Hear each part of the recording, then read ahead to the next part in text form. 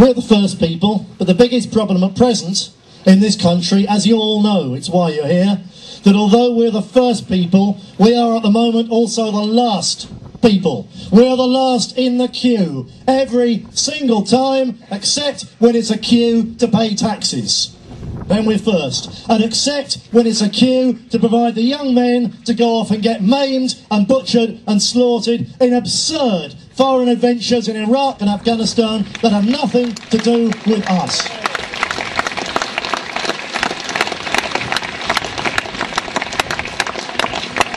And this problem of the first people being treated as the last people is, as you know, what we are really here to address.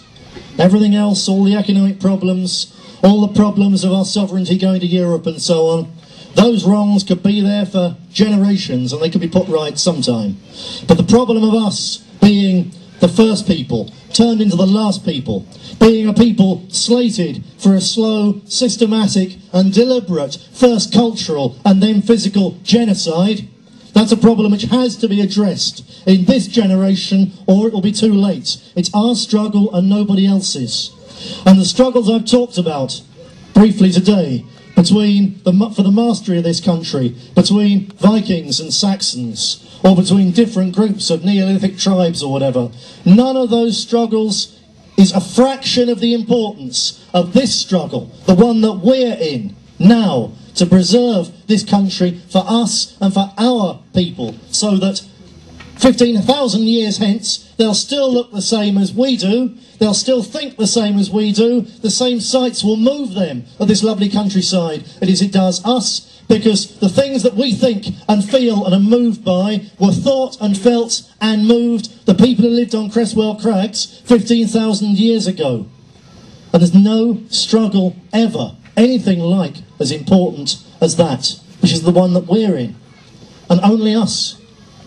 I know there's some people who would be here, could be here, can't be here, but nevertheless, there's not that many of them. This is the hardcore, you know.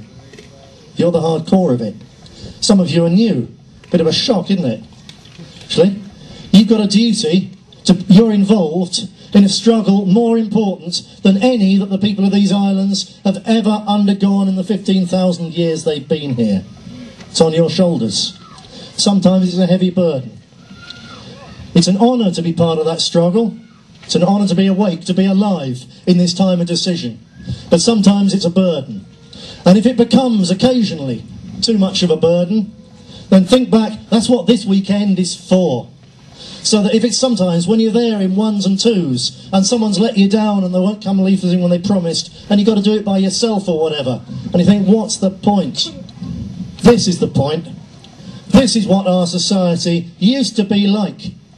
Alike people, similar people, kind people. Kind is like kin. They're the two same word. People of the same blood. People of the same bone. People of the same thoughts. And sometimes we might argue and squabble with each other a little bit, but we understand each other and we know each other. And we know this weekend that our kids could go around and go off and play with other kids and be rescued by other adults if they fall over and hurt themselves or whatever, and no harm will come to them because they are with us, with our kin, with our kind.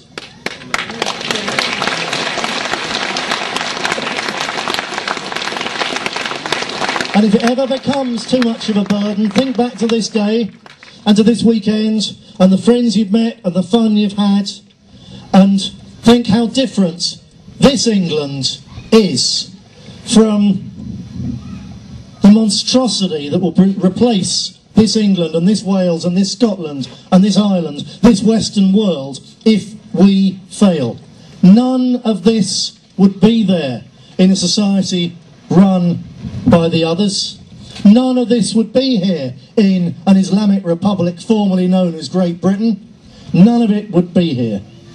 The women would be sweltering under those huge black things. The kids would be possibly seen and not heard. There'd be no hog roast, there'd be no beer, and there'd be no freedom of speech. There'd be no freedom of thought. There'd be no possibility to change or develop, because there would just be that one iron law in the Quran and nothing else may ever even be considered, and anyone who says otherwise is an infidel, kafir, unbeliever dog who should be stoned to death.